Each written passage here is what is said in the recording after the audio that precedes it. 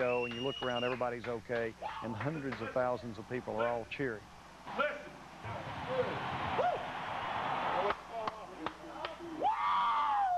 That's the real reward. Great. Yeah, that was great. Everything's great. Man, smooth. How smooth could it be? From Washington, D.C. It was flawless. Excellent, man. Excellent.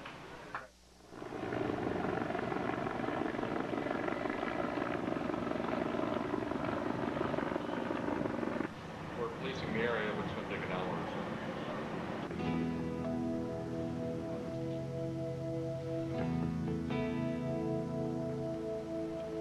It's a form of entertainment for those of us who can't sing and dance. You know, being a ghost rider in the sky is not a bad profession. Well, it's just now occurred to me that my feet are really tired. Kenny, how are you doing? Pretty good, tired. Ready to go with most of it. A good night's sleep is important. The planning for next year's 4th of July begins tomorrow.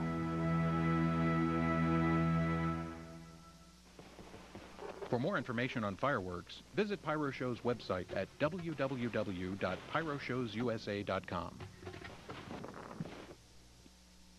If you would like to purchase a copy of Pyromania, please send a check or money order to WUSF-TV, 4202 East Fowler Avenue, Tampa, Florida, 33620, or call 1-800-292-9873.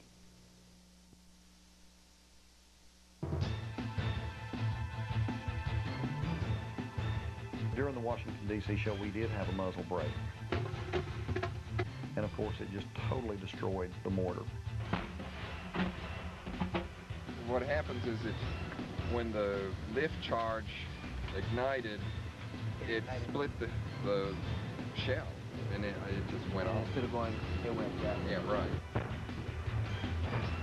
Oh, my goodness.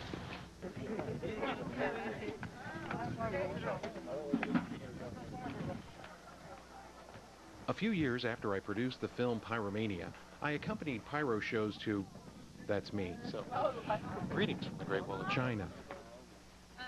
For Pyro shows, it was just another fact-finding and purchasing trip for, you guessed it, fireworks. Now here's the next one. This should be the showstopper.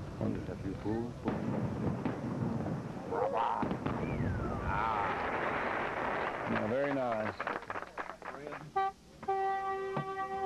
We traveled many miles on many different modes of transportation. Planes, trains, even ferries. This is the Yangtze River. It's not fog you see behind me. It's just, you just can't see anything behind it. We visited more than a dozen factories in just 12 days. We're at the Ladue factory in Ladue, China, in fact. So we're on our 5th factory tour, I think. Of course, that also includes 12 days of Chinese food.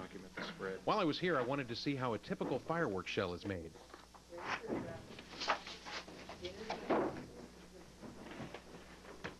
These guys are rolling mortar tubes, the old-fashioned way.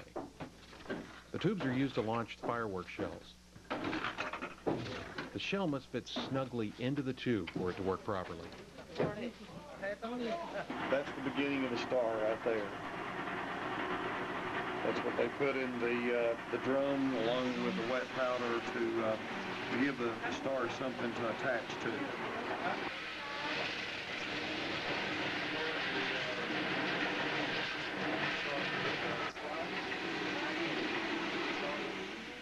After the stars are turned in the drum, they're separated by size and dried. Then the process is repeated over and over again until the stars are the correct size. So will that be one of these? This size star takes about 8 days to make. This is the inner fuse or the delay fuse, and when the shell is loaded into a mortar, there's a lifting charge down here, and when it explodes, it hurls the shell out, and also at the same time it lights this fuse that burns on the inside of the fuse, and it burns right in through here, and when the spark comes out here in the middle of the shell, it causes the shell to explode. This is a completed shell. The black cross in the middle is the timer fuse. They split the fuse like this to make sure that it will light properly. Safety is always important when dealing with explosives. This factory has built large berms around all of its dangerous areas. When you're sleeping at a fireworks factory, hearing explosions during the night is unsettling. Apparently they're building a road through the mountains, and they're using dynamite to blast through it. And that's what we heard about every couple hours last night. A few months after we returned from China, the containers of fireworks arrived for another season of pyrotechnic display.